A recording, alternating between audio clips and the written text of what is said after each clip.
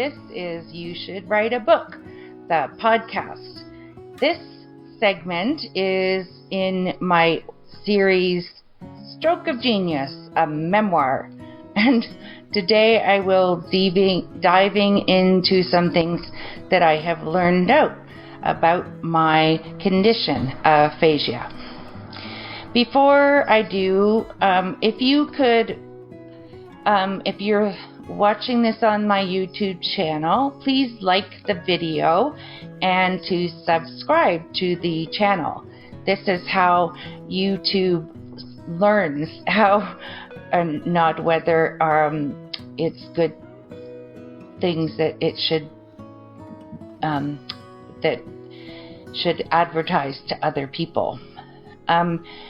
And if you've seen this on one of my Facebook posts, please like those posts. Thank you. I thought I wanted to talk about some of the things that you might have noticed about my speech. Second, that how affects me in writing sentences.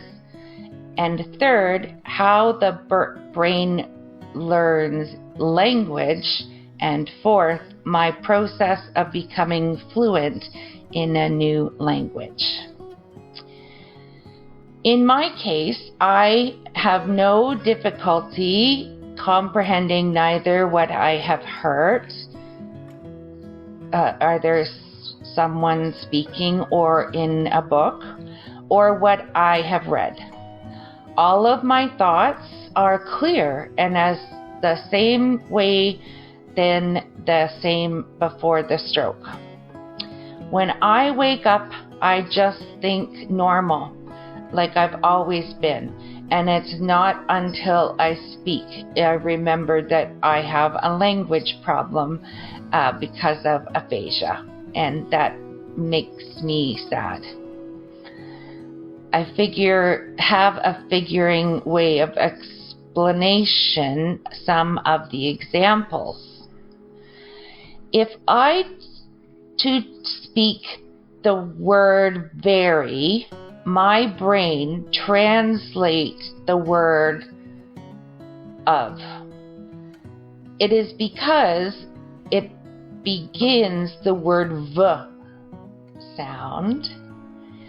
And if I don't catch the mistake, I will just say of instead of very, believing that I've already said it correctly. People have noticed that my speech has improved, and it is because sometimes I'm better at correcting the mistakes faster, but that are still happening in my brain. That instant correction leads to this halting speaking, and it is exhausted. This is that I can get quite tired after speaking for some period of time, and I'm better in the mornings than in the evening. My brain decides that it has no more words. Another example of is when I lose words. So yes, I understand that every one of the people our age of me, we all lose words sometimes. But it happens to me all the time.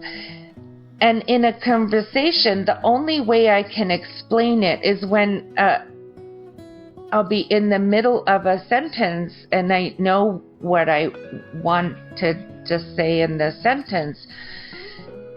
And the word is a white box. It's gone. It's just blank. Sometimes I'm learning to try and figure of thinking a relating word, but sometimes I can't find a related word. Early after the stroke, someone asked who the Prime Minister was, and it wasn't that I didn't know who it was, I just couldn't think of the words. But somehow I came up with Pierre, who is, of course, the father of the Prime Minister, Justin Trudeau. And Pierre was also the Prime Minister of Canada in the 1970s when I was growing up. It was the closest my brain could to get the answer that I knew. I knew what he looked like. I knew what his politics are. I just couldn't have Justin Trudeau's name was gone.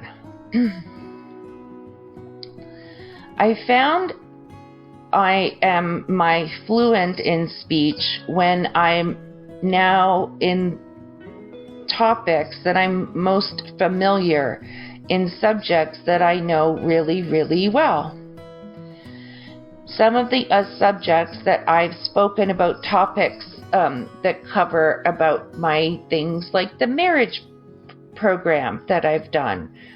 When I talk about them, I'm very fluent. If I have conversations that include new information or even talking about new experiences since the stroke, I glitch more often. I'm not sure I feel about that. I could still have the ability to talk about the Bible and preaching more than I can talk about some other common topics. I'm not sure how I feel about that. But all of that information is still in my brain. Now, I'll talk about how I am learning about new language. Babies acquire language at most portions of all of the brain. All babies use some portions, called the Broca part of your brain. It is a big part of how infants acquire language skills required to communicate. This is the part of my brain that is injured. It is the Broca region of my brain. All of my still acquired language that I learned very young, I have to learn some of those relearns, some of the language that I always had as a child. So this process for me, it is like learning a new language in a foreign tongue. Imagine that you are an English person and in your 20s decide to learn Greek. I only said Greek because in Canada we would tend to do French, and we have some French in part of our language, and in the United States you would have Spanish, but Greek is not a common second language that someone in North America is trying to learn. When you're learning Greek, you'll learn some of the vocabulary and you will learn some common phrases, and eventually you will begin to learn the sentence structure. Now, then imagine that you are the only person who speaks this language and that it's the only language that you know. So you've lost English. Now you're learning this new language and you can only speak it. You can't cheat for an hour and go speaking English with your friend. This is this broken Greek. So now you're imagine in Greece, only with a few words and common phrases, and the locals can't really understand you very easily. And they try to be kind, but it is really annoying to listen to you as you're not fluent. And even more sadly, you might stay in this state forever, struggling to fully communicate with anyone. You will just always ever had that broken Greek. A friend of me told me that he has learned French and had some fluency, and he considered that he was bilingual when he had become he was dreaming in French. Last night I dreamt in my choppy, garbled, and unfluid speech that I have learning. I think this shows that now I am bilingual. But I'm bilingual in a language that no one else knows but me. And in a language that I don't want to be fluent in.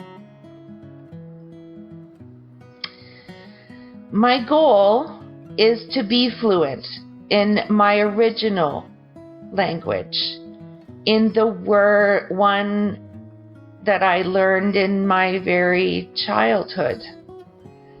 My goal is to able to speak beautiful like I used to, and to write fluently and expressively and entertainingly, so that you would like to enjoy the right things that I like, and that it will bring